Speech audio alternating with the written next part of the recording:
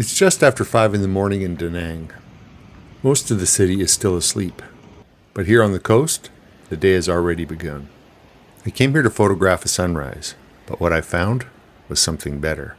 Over 2 consecutive mornings, this coastline taught me a lesson I probably should have learned years ago. One morning taught me what happens when you choose the wrong location. The photograph you plan for is not always the photograph the day is offering. The second taught me what happens when you stop waiting for the sky and start paying attention to the people underneath it.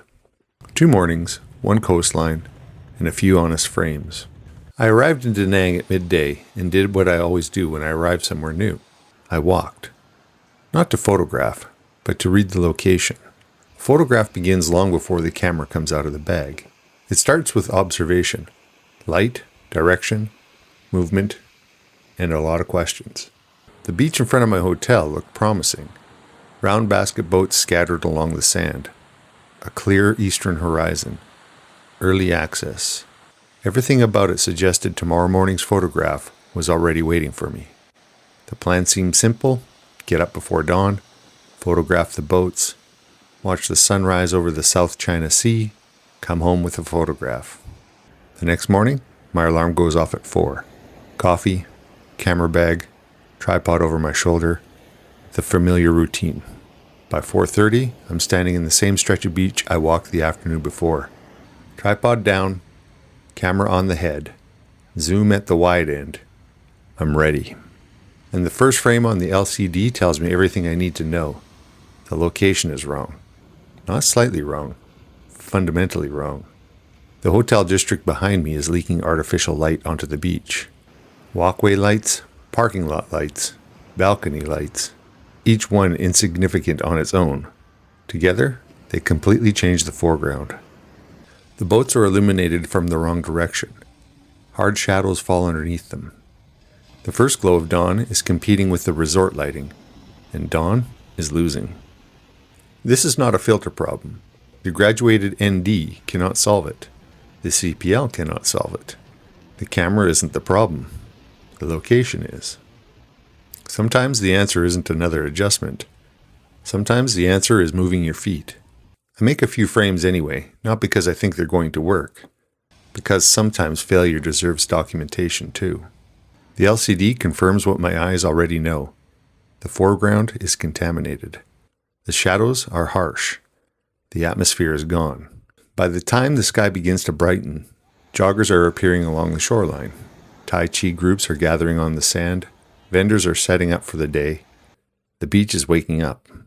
Just not in the way I came to photograph. So I fold the tripod, pack the camera, and walk toward the hotel. Not disappointed, not frustrated, because the morning has already done its job. It answered a question. The beach in front of the hotel is not the beach I came to photograph. The morning didn't give me a photograph. It gave me direction. Later that afternoon, I head back out to solve the problem. The answer isn't in my bag.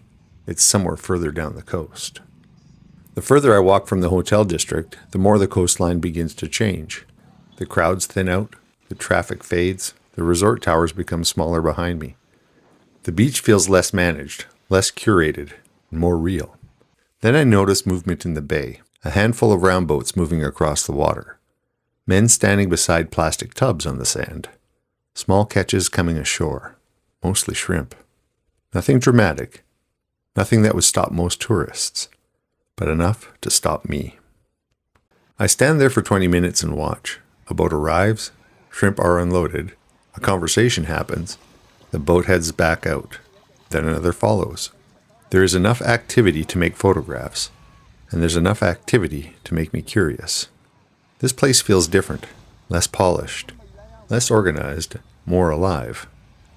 The longer I stand there and take photographs, the more I realize I'm looking at something I never saw at the hotel beach, a working coastline. As the sun drops lower, I realize I've found my answer to the morning's problem. Better composition, a better location. I leave with sand on my feet and a plan for tomorrow morning. Tomorrow, I won't be photographing in front of the hotel. Tomorrow, I'm coming back here. The alarm goes off at 4, again, but this morning feels different. The smell arrives before the harbor does. Salt, diesel, fish, wet rope. The smell of people making a living before most of the city has opened its eyes. The car pulls into a rough parking lot beside the bay. Trucks are already waiting. Ice is being unloaded. People are moving with purpose. Nobody appears surprised to be awake. I step out, and within 30 seconds, I know I'm in the right place. Larger fishing boats sit offshore with deck lights glowing against the darkness. Their reflections stretch across the bay in long strips of white and yellow. Between these boats and the shoreline, round baskets move back and forth like shuttles. One fisherman, one load of catch. Back in, back out, over and over. The beach itself is already alive. Headlamps move across the sand. Plastic crates leave tracks through wet footprints. Voices carry across the water. The entire scene feels purposeful. Not busy, purposeful. This is the working coastline, the version tourists rarely see. This is what I've been looking for, because it's not exotic, because it's real. People are already several hours into their day, and sunrise hasn't even happened yet. I set the tripod up at the edge of the beach. Pentax K1, graduated ND, the same process as yesterday. Different location, different story. I take exposures, 4-second exposures, 8-second exposures, ISO pushed higher than I normally like. The harbor lights need to stay visible. The headlamps need to stay visible. The atmosphere needs to stay visible. The frames are interesting. Some of them might even be good, but they still aren't the image. Not yet. Because while I'm focused on the harbor, another problem is quietly developing beside me. The horizon should be starting to glow. Color should be appearing. The first signs of sunrise should be arriving. Instead, something else is waiting, and it's about to change the entire morning. By now, I should be watching color develop along the horizon. Orange, pink, gold, something, anything. The harbor is working, the boats are moving. The location is everything I hoped it would be. All I need now is the sunrise. Instead, the horizon stays gray. Thick shelf of clouds sits exactly where the sun should be making its entrance. Not dramatic clouds, not the kind that catches color underneath it and lights up the sky. The other kind, flat, uniform, featureless. The sun is technically above the horizon, you just wouldn't know it. I wait 5 minutes, then 10, then 15. Nothing changes. The cloud itself doesn't break. The color never develops. The dramatic sky I came here for simply isn't coming. Every landscape photographer knows this feeling. You scout the location, you make the plan, you wake up early, arrive before dawn, you do everything right, and then nature votes against your plan. That's part of the agreement. Nature doesn't owe us anything. The question is never whether conditions change. The question is, what do you do when they do? Do you keep waiting for the photograph you imagined? Or do you start paying attention to the photograph that's actually unfolding around you? Eventually, I stop looking east, and when I do, I realize something. The story's been happening beside me the entire time. While I've been staring at the sky, the beach has been waking up. The round boats are landing every few minutes, one after another. Shrimp are being unloaded, fish are being sorted, crates are changing hands, buyers are arriving, conversations are happening. The working day is already in full motion, and I've almost missed it. The realization hits me all at once. The sunrise isn't the subject. The people are. The cloud shelf that ruined the sunrise has done something else. It's softened the light. The harsh contrast is gone. The shadows are gentle. Every face is evenly illuminated. Every detail is visible. Suddenly I have something better than sunrise light. I have working light, portrait light, storytelling light. This is one of the hardest lessons of photography. Not how to use a camera, not how to expose a frame, not how to edit images. The hardest lesson is recognizing your original plan is no longer the best idea. Most photographers lose photographs because they become attached to the picture they wanted. This morning is trying very hard to teach me that lesson, and for once, I'm listening. With the filter off the lens, I collapse the tripod. The landscape photograph that I came here to make is gone, but something more interesting has just begun. That's when I stop photographing the boats, and I start photographing the people. The catch comes ashore in a steady rhythm. One boat lands, the fisherman tips the hull, catch slides into a crate. The crate is dragged across the sand. The catch is sorted. A buyer inspects the contents. Money changes hands. The boat heads back out. Another arrives, and another, and another. The entire process takes only minutes. This is the moment between water and money, the moment where effort becomes income, the moment where an entire night's work becomes today's living. I photograph from a distance first, a respectful distance, staying out of the way and observing. When you're a guest in someone else's routine, distance matters. Trust matters too. Eventually, people begin noticing the camera, a smile, a nod, a curious look. One woman sorting shrimp glances up and laughs. Another waves me in closer.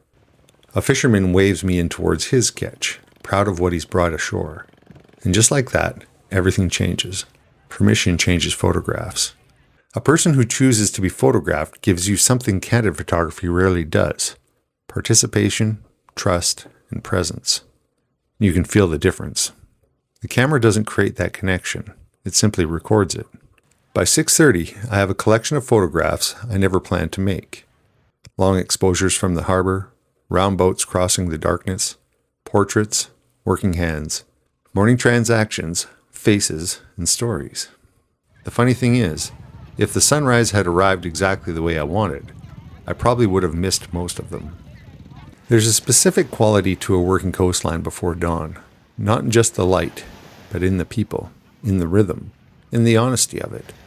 One morning taught me how to recognize a bad location, hotel light contaminating the foreground, the recognition that no camera can fix a place illuminated from the wrong direction. The answer was to move. Morning 2 taught me something different. The location was right. The plan wasn't. The cloud shelf that refused to break turned a planned sunrise into something else entirely. The answer wasn't to keep waiting. The answer was to pivot. Both mornings answered questions I didn't arrive with. One about a place, and another about expectation. What 2 mornings taught me is that photography isn't really about finding what you came for. It's about recognizing what you've been given. Sometimes that's a sunrise. Sometimes it's a cloud-covered horizon. Sometimes it's a fisherman unloading shrimp from a round basket boat while the rest of the city is still asleep. And sometimes the photograph you remember isn't the one you planned. It's the one you almost missed. The longer I travel, the more I think that's true of places too. The version we imagine before we arrive is rarely the version we remember when we leave. The memorable parts are usually the things we didn't plan for. The conversations, the mistakes, the detours, the unexpected turns. The things that only happen when we stop insisting the day follow our script. 2 mornings on the Danang coast. One sunrise that never arrived, and a few honest frames that never would have existed if it had. What stayed with me about these 2 mornings wasn't the sunrise. It was the reminder that photography rewards curiosity far more often than certainty. The photograph I came looking for never happened. The one I came home remembering was the one I almost missed. If you're enjoying this journey through Vietnam and you'd like to follow along as I continue exploring new locations, new cultures, and the stories behind the photographs, I'd appreciate it if you'd like the video and subscribe. If you'd like to become a stronger photographer yourself, I've created a growing collection of ebooks on my website, covering everything from composition, camera settings, to long exposures in light and landscape photography. You'll find those links in the description below. This episode was edited on DxO Photolab, one of the most powerful tools I found for bringing out my best images while keeping them natural and authentic. If you'd like to try it yourself, you can save 15% by using my discount code in the description. Thanks for spending part of your day with me, and until next time, the light doesn't wait, and neither should we.